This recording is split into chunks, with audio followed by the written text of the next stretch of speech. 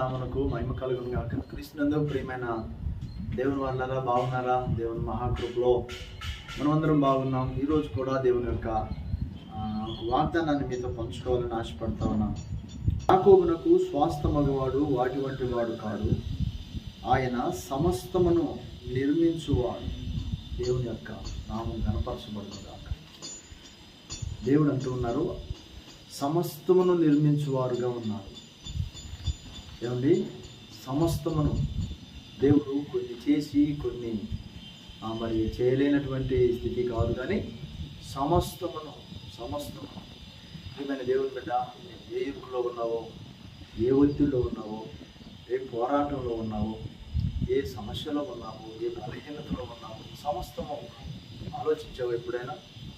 కానీ ఈ లోకంలో శరీరానికి ఏదైనా బలహీనత వస్తే హాస్పిటల్కి వెళ్తే కంటికి ఒక డాక్టర్ అని, కంటికి ఒక డాక్టర్ అని, గుండెకి ఒక డాక్టర్ అని, మెదడుకు ఒక డాక్టర్ అని, చూడండి, ఎముకలకు ఒక డాక్టర్, నరాలకు ఒక డాక్టర్, ఏమండి, ఉదరములకు సంబంధించి ఒక డాక్టర్, ఇలాగా కిడ్నీలకు సంబంధించిన ఎన్ని అవయవాలు ఉంటే అన్ని అవయవాలకు సంబంధించిన డాక్టర్లు వేరుగా ఉండి వారి పరిధులు అన్నీ పరిశీలన చేసి దానికి సంబంధించిన మెడిసిన్ వాడటానికి వారు ప్రయత్నం చేస్తారు. మన నిర్మాణకుడు అండి యేసయ్య, మనం చేసిన దేవుడు, ఆయన మనల్ని బాగుగా ఎరిగిన దేవుడు, సమస్తమును ఆయన నిర్మించిన దేవుడు,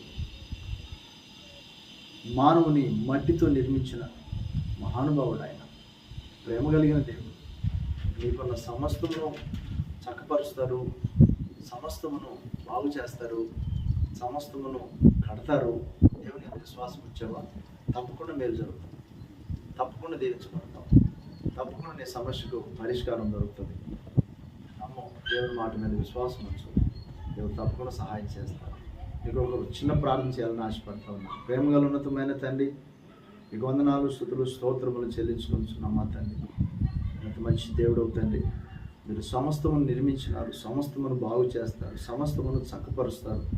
మీ వంటి వారు ఎవరున్నారు తండ్రి? మీ కృపాస్తులకు అప్పగించుకుంటున్నాం.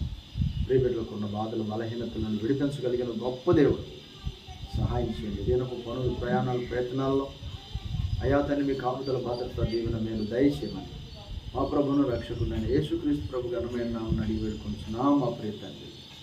ఆమేన్.